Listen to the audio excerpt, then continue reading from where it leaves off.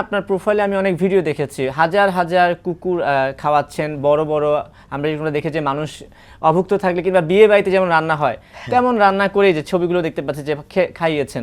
এই ক্ষেত্রে আর্থিক তো একটা ব্যাপার থাকে, এত টাকা আপনি প্রতিদিন কত কুকুরকে খাইয়েছেন ওখানে? আমি প্রতিদিন কুকুর তো ছিল 2000-এর মতো পাইছি। আমরা পুরো কুকুর সেন্ট মার্টিন প্রত্যেক দিনেই খাওয়াইতাম।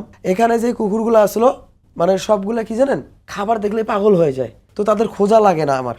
যেহেতু একটা বিচে আসলে সব কুকুররা কিন্তু মানে প্রায় ধরেন যে 50% কুকুররা ওখানে চলে আসে খাবারের গন্ধে। প্রথমে আমরা কম খাবার দেওয়া স্টার্ট করি, কারণ কুকুররা প্রথমে যখন আমি খাবার দিছি ওতে কিন্তু স্টোমাক অনেক ছোটো হয়ে গেছিলো, 8 মাস না খেয়েছিল। তো আমি যখন প্রথম একটু খাবার দিই তারা কিন্তু খেয়ে বমি করে ফেলতো, মানে রাখতে পারতো না, তারা হজম করতে পারতেছে না। তো আমি আস্তে আস্তে খাবার বাড়াই। প্রথমে আমরা 100 কেজি দিনে, দুপুরে 100 কেজি, রাতে 100 কেজি, মানে 300 কেজি করতাম প্রতিদিন 300 কেজি খাবার রান্না করা হতো। মানে তারপরে আমরা বাড়াই নিলাম, তারপরে 125, তারপরে 150, তারপরে এমন করতে করতে আমরা প্রত্যেক দিন আমরা 500 কেজি পর্যন্ত দিতাম খাবার খাইয়েছেন। কতদিন খাইয়েছেন? আমি 14 দিন খাওয়াইছি। 14 দিন খাবার খাইয়েছেন, ধরেন গড়ে প্রায় 400 থেকে 500 কেজি করে খাবার খাইয়েছেন। তো এই ক্ষেত্রে আর্থিক তো একটা ব্যাপার থাকে, এত খাবারের টাকা আসলো কোথা থেকে? এত খাবারের টাকা আমার অ্যানিমেল লাভাররা আছে, ওনারা সবাই দিছে। নিলয় ভাই, নিলয় আলমগীর, হ্যাঁ নিলয় আলমগীর ভাই, তানিয়া বৃষ্টি আপু, তারপরে যে আমাকে পারমিশন নিছে, তার বাবার মৃত্যুবার্ষিকী উপলক্ষে উনি কিছু ডোনেশন দিছিল, সবাই বাইরের দেশ থেকে, ইন্ডিয়া থেকে সবাই দিছে।